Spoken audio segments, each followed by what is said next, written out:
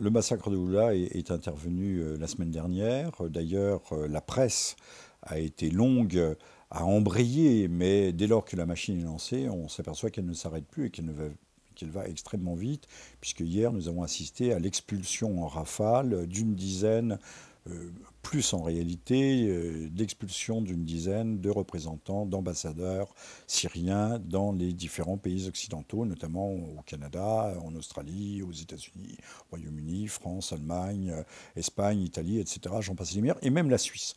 Alors le massacre de Oula, qui a suscité évidemment une réaction d'horreur justifiée, a été l'objet d'une enquête préliminaire de la part des observateurs des Nations Unies qui sont sur le terrain, observateurs qui sont sur place pour s'assurer du bon déroulement du cessez-le-feu, du processus de cessez-le-feu initié par l'ancien secrétaire général des Nations Unies, M. Kofi Annan. Cessez-le-feu qui, comme vous pouvez vous en douter, a du plomb dans l'aile. Or, cette enquête préliminaire révèle que, contrairement à ce que l'on avait dit au départ, les victimes n'avaient pas été touchées mortellement par les tirs de l'artillerie lourde du régime de Damas, mais avaient été tuées à leur domicile, dans leurs appartements, souvent à l'arme blanche, certains des enfants ayant été égorgés. Donc, et là, alors, comme il fallait trouver une explication à la chose, on a dit que c'était des milices au service du régime laïque et baassiste qui en étaient responsables. Mais rien ne le prouve, et d'ailleurs à telle enseigne que M. Sergueï Lavrov, ministre des Affaires étrangères russe, a une fois de plus fortement déçu ses interlocuteurs occidentaux en demandant une commission d'enquête, en demandant moins de précipitation dans les conclusions et en supposant qu'encore une fois, l'affaire aurait pu être une provocation montée de toutes pièces pour faire accuser une fois de plus Damas des pires crimes et donc faire échouer à la fois le plan de M. Kofi Annan et créer les arguments et le prétexte à une intervention militaire armée extérieure.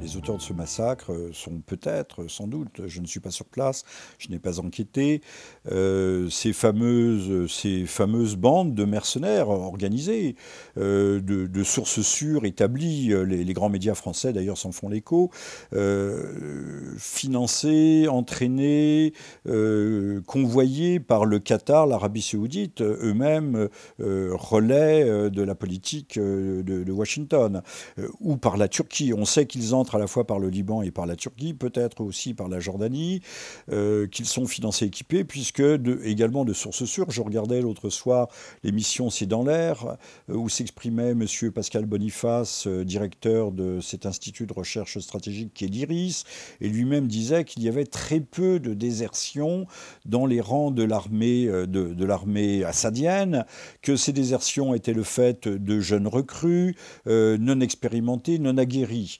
Or, on a identifié parmi les corps, on a trouvé des papiers prouvant qu'il y avait là des combattants yéménites, libyens, beaucoup sont arrivés, ceux qui ont l'expérience de la révolution du printemps libyen sont venus, ont été invités, et donc nous avons là des armées mercenaires, ce qui établit un trompe-l'œil, puisqu'on croit que la guerre civile existe à l'intérieur même de la Syrie, alors qu'en fait, ces événements sont suscités et entretenus de l'extérieur. On a arrêté récemment, on a arraisonné plutôt un cargo contenant des armes provenant de France, mais qui était à destination de la Libye, comme si les arsenaux de feu M. Kadhafi ne suffisaient pas à approvisionner les différentes bandes rivales qui aujourd'hui s'affrontent sur le territoire libyen.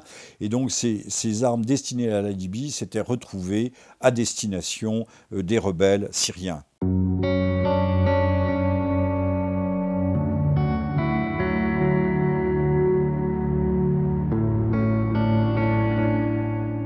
Alors nous sommes à un tournant historique, de même que le prétendu massacre de Ratchak. Aujourd'hui, il est établi que ce massacre n'a pas eu lieu.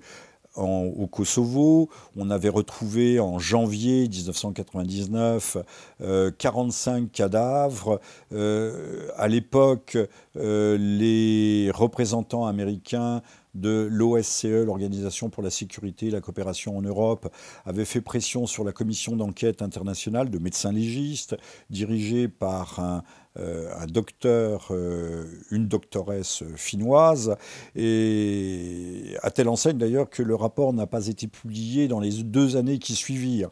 Donc on voulait absolument de toute force faire croire que les cadavres avaient été exécutés un à un avec une balle dans la nuque, alors qu'il s'agissait d'une mise en scène.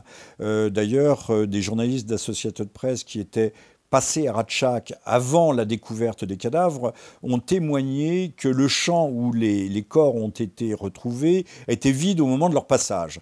Donc apparemment, il s'agissait de combattants de l'Utcheka qui avaient été réhabillés en civil et disposés de telle façon qu'on puisse croire à une exécution de masse.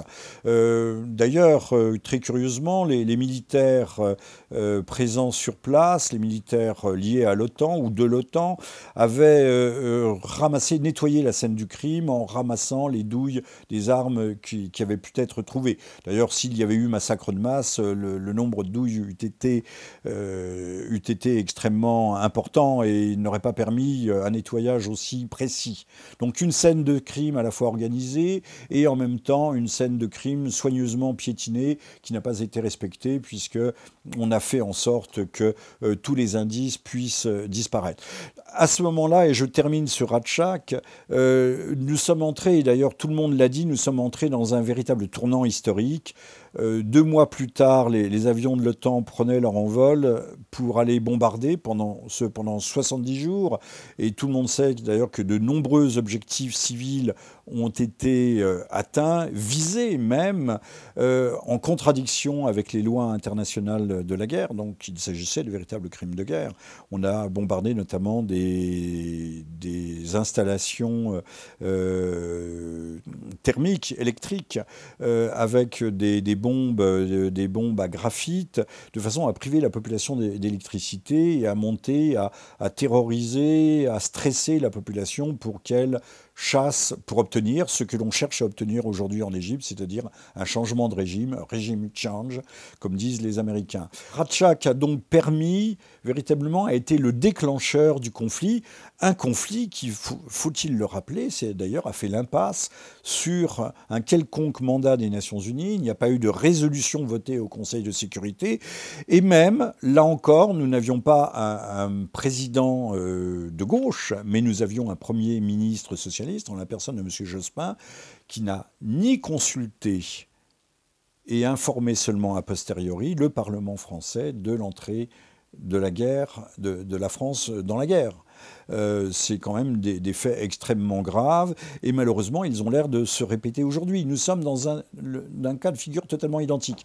Il faut d'ailleurs constater, mais on ne peut pas compter sur la grande presse pour mettre l'accent sur cet aspect des choses, que immédiatement après, comme je viens de le dire, un certain délai de carence entre le moment où les faits sont avérés, c'est-à-dire vendredi, on sent que la machine se met à s'emballer petit à petit, mais il faut attendre véritablement mardi avec cette vague d'expulsion pour que tout d'un coup l'affaire explose dans toute sa dimension et dans toute sa dimension de manipulation géopolitique.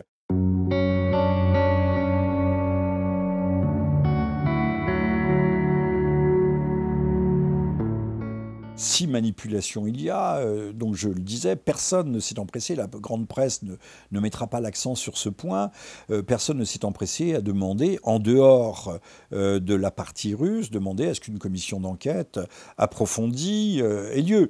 Le représentant syrien au Conseil de sécurité, lundi, a parlé, en sortant au cours d'une conférence de presse, a parlé d'un tsunami de mensonges. Lui-même disait, mais nous sommes consternés par ces événements, nous ne comprenons pas ce qui s'est passé, ni comment ça a pu se passer. Pourtant, les mêmes causes produisant les mêmes effets, ils auraient pu tenir compte du précédent qui a été Ratchak et savoir comprendre qu'ils allaient tomber dans le même piège. D'ailleurs, la communauté internationale que je mets entre guillemets, c'est-à-dire les puissances européennes leaders de l'OTAN et les États-Unis d'autre part, attendaient avec impatience, piaffaient en attendant la bavure, la bavure majeure qui leur donnerait un prétexte à pousser les feux d'une intervention. Enfin, au miracle, cette bavure majeure intervient. Donc c'est du pain béni pour les interventionnistes. Mais nul ne songe à demander, encore une fois, à approfondir les choses. En toute honnêteté, on voit bien, là encore, que la bonne foi ne prévaut pas dans les relations internationales et que le procès qui est fait à Damas est d'entrée de jeu un procès d'intention.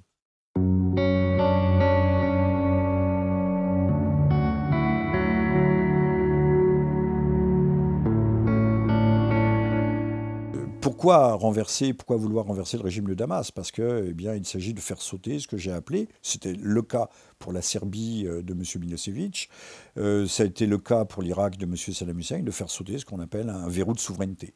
D'ailleurs, à l'époque de la première guerre d'Irak, il y avait un ancien Premier ministre ou un futur Premier ministre algérien, M. Ahmed Rozali, qui avait dit aujourd'hui l'Irak, demain l'Algérie. Et c'est vrai que l'Algérie aujourd'hui se félicite par exemple que les feux de l'attention et de l'attention malveillante de l'Occident soient concentrés sur la Syrie, puisque selon leur propre jugement, cela leur donne un temps de répit avant que l'Algérie ne connaisse à son tour une sorte de printemps arabe et le processus du régime change, c'est-à-dire du changement de régime. Les souverainetés sont des choses insupportables aux mondialistes, souverainetés qui s'assortissent de politiques régionales, d'alliances. La Syrie est un allié stratégique de l'Iran, est un allié aussi proche de la Russie. Il y a une sorte, non pas de bloc régional, mais d'alliance régionale qui fait de l'ombre à la fois à la puissance dominante du Proche-Orient qui est l'État d'Israël, 51e État des États-Unis, je pense qu'on peut le dire comme ça, ou 28e État de l'Union européenne, et qui d'ailleurs fait entrer dans ses calculs des enjeux de sécurité. Aujourd'hui, la Syrie soutient le Hezbollah libanais, qui menace par ses missiles le territoire israélien, soutient également le Hamas, qui n'est pas chiite mais sunnite. N'oublions pas que le clan au pouvoir en Syrie est un clan alaouite, donc assimilé aux chiites, les Iraniens étant eux-mêmes chiites, et ils ont en face d'eux des rebelles qui sont sunnites, c'est-à-dire qui représentent l'orthodoxie de l'islam, l'orthodoxie traditionnelle. Donc, il y a des enjeux de sécurité pour l'État hébreu, il y a d'autres enjeux d'homogénéisation du territoire du Proche-Orient pour l'exploitation des grands gisements gaziers qui se trouvent en Méditerranée orientale. Il y aura bientôt un condominium qui sera installé, qui va s'instaurer entre un partenariat très étroit, puisque c'est même un partenariat armé entre Chypre, membre de la communauté européenne, et Israël. On pense que très bientôt s'installeront une dizaine de milliers de soldats de Tsahal sur le territoire chypriote pour garder les installations offshore d'exploitation gazière. Qui plus est, le territoire syrien offre un débouché sur la Méditerranée et donc elle l'est déjà, traversée. Il y a déjà un oléoduc qui aboutit à Tripoli, mais pas Tripoli en Libye, Tripoli au Liban, qui traverse déjà le territoire syrien. Donc les voies énergétiques, les voies de transfert énergétique sont tout aussi importantes et leur sécurisation, bien entendu, que les sources énergétiques elles-mêmes. C'est ce qu'il faut comprendre. D'où l'intérêt géostratégique de la Syrie et d'un changement de régime pour installer aussi bien d'ailleurs des musulmans, des frères musulmans, à l'instar de ce qui s'est passé ou de ce qui s'est passé en Tunisie ou ce qui se passe en Égypte, qui seront plus raisonnable, voire plus pragmatique et certainement tout à fait coopératif avec la puissance américaine, laquelle, pour le cas de l'Égypte, rappelons-le, fournit une aide de 1 milliard et demi chaque année, de 1 milliard et demi de dollars, ce qui est en fait une aide indirecte à l'État d'Israël, puisque en stabilisant l'Égypte, on garantit aussi la frontière sud de l'État hébreu.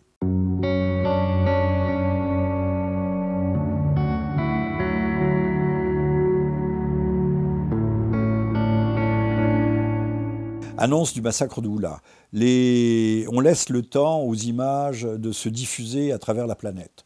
La vague d'indignation se développe. Par là-dessus intervient une vague d'expulsion massive, montrant et donc consolidant l'idée que le gouvernement syrien est bien le responsable de ces massacres, qu'il est le coupable.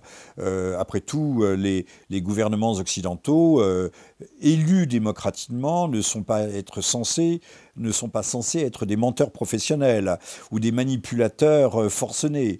Et c'est pourtant, à l'évidence, ce qu'ils sont. L'histoire nous l'apprend, mais tout est fait pour écraser l'histoire et pour que les peuples, justement, ne se souviennent pas de l'épisode de Ratchak, ni de la procédure suivie pour déclencher l'offensive et la destruction de la fédération yougoslave, puisque à l'époque, il ne s'agit pas de frapper la Serbie, mais la fédération yougoslave, à laquelle appartenait encore le Monténégro, entre autres. Eh bien, là, cette vague de sidération va permettre... on pensait dans un premier temps que la Russie allait lâcher du lest, ce n'est pas le cas. La Russie demande et exige, et c'est toujours un obstacle, exige la réunion d'une commission d'enquête, parce que les Russes ont en tête la façon dont l'intervention humanitaire à laquelle ils avaient adhéré, demandée par le Conseil de sécurité en Libye, avait été en fait détournée, dévoyée de ses finalités humanitaires. Pour sauver le peuple libyen d'un bain de sang, je rappellerai que selon le Conseil national de transition, il y a eu 150 000 morts en 6 mois. C'est infiniment plus que les 10 000 morts réputés avoir 10 000 morts que les 10 000 morts des événements syriens en un an, avec une répression absolument atroce et sanglante. Ce n'est pas négligeable, évidemment. C'est même tout à fait excessif. Mais il faut remettre les choses en perspective et relativiser les informations journalistiques qui ont toujours tendance à durcir et à noircir, à épaissir le trait. Donc on crée les conditions aujourd'hui d'un contournement de la légalité internationale. C'est net. Monsieur Recep Erdogan, Premier ministre turc, hier devant l'AKP, les instances de son parti, mais c'est une foule importante, appelait presque ouvertement à une intervention. On peut penser d'ailleurs que la Turquie pourra se voir lâcher la bride sur le coup et engager des opérations de son propre chef, ce qui permettra ensuite à l'OTAN d'embrayer. Toujours est-il, et je conclurai là-dessus, c'est que l'affaire sent très mauvais et que, de toute évidence, en toute logique, avec ou sans la Russie, puisque la Russie ne pourra pas s'engager militairement pour défendre la Syrie, nous devrions voir bientôt une intervention extérieure et des frappes de l'OTAN sur des objectifs soigneusement choisis en Syrie.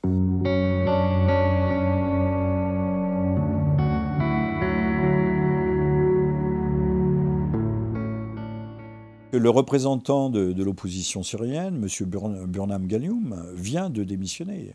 Vient de quitter, parce que l'opposition syrienne, en fait, n'existe pas. Ce sont des tendances tout à fait morcelées, éclatées. Les représentants ne sont pas rentrés en Syrie depuis parfois des lustres. Ils sont soit à Londres, soit à Paris. Ils sont guère représentatifs de la population syrienne. Et à tout prendre, il y a eu, en début d'année, une élection, un changement de constitution en Syrie. Dans les zones où le vote a pu avoir lieu régulièrement, la population s'est exprimé massivement pour le changement de la Constitution, de même qu'au début du mois de mai, des élections législatives sont intervenues et partout la population a pu voter.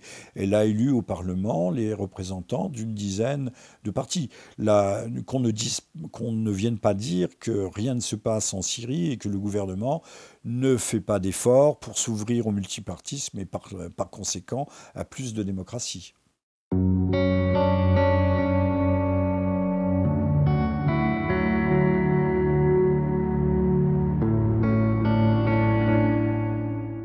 on peut penser que les puissances occidentales qui marquaient le pas en Syrie, ils ont perdu Homs, ils ont perdu Hama, les poches de résistance et même l'émirat islamique de Hama avait fini par être réduit.